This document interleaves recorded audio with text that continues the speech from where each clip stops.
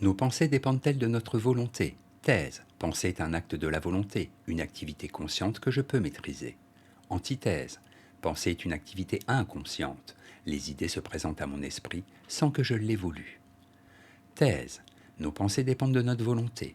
En effet, penser est une activité volontaire. En suivant la bonne méthode, je peux raisonner justement. C'est parce que je veux savoir la vérité que ma raison s'avance progressivement dans la voie de la connaissance.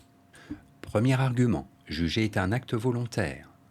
En effet, penser est avant tout juger, c'est-à-dire affirmer ou nier un rapport entre deux idées. Pour Descartes, juger est un acte de la volonté.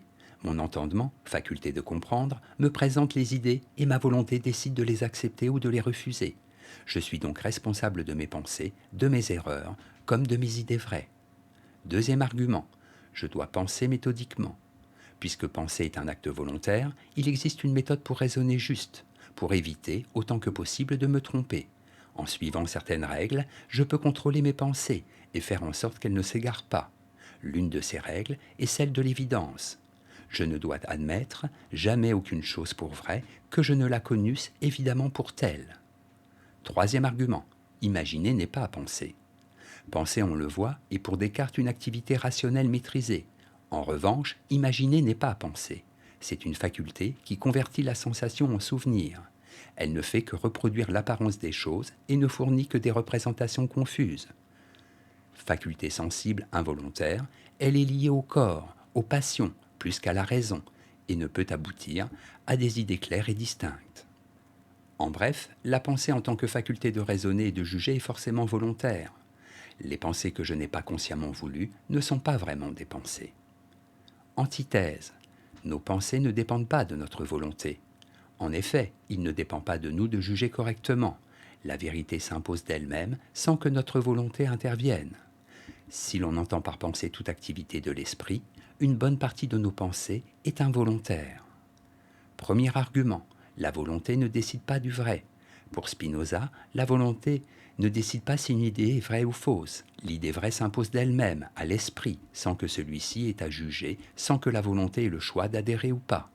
Penser, c'est avoir des intuitions rationnelles, et celles-ci sont involontaires. L'esprit, passif, est contraint de reconnaître la vérité. Deuxième argument, la pensée logique est contrainte. Spinoza comme Descartes pense que les mathématiques, la pensée déductive constitue l'unique modèle de la pensée juste.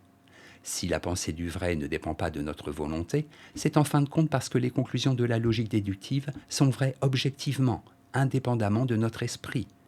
2 plus 2 égale 4 est une vérité éternelle, absolue, que notre volonté est obligée d'admettre. Troisième argument, la pensée est libre. Si l'on considère que la pensée ne se limite pas à la raison, mais à toute activité de l'esprit, alors il est évident que certaines de nos pensées sont involontaires et échappent au contrôle de la conscience. Il ne dépend pas de nous de faire certaines associations d'idées, d'avoir tel désir, tel souvenir. La pensée comme l'esprit est libre. En bref, nos pensées ne dépendent pas de notre volonté. Notre raison n'est pas libre devant la vérité.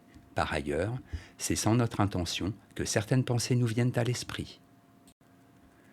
Synthèse. Pour répondre à la question de savoir si nos pensées dépendent de notre volonté, il est nécessaire de définir au préalable ce que l'on entend par pensée. Si l'on entend le mot dans son sens restreint, à savoir les concepts, la pensée rationnelle et déductive, alors nous pouvons estimer comme Descartes que la volonté est souveraine dans la réflexion et que les pensées ne nous viennent pas à l'esprit inopinément, mais en fonction d'une méthode et d'une attitude consciente devant les faits. Si au contraire on entend le mot dans son sens large, désignant par là tous les contenus de l'esprit, concepts mais aussi sentiments, souvenirs, désirs, alors il apparaît clairement que nous ne contrôlons pas l'activité de notre esprit et que certaines pensées viennent à la conscience sans qu'il y ait intervention de notre volonté ou de notre raison, voire malgré elle.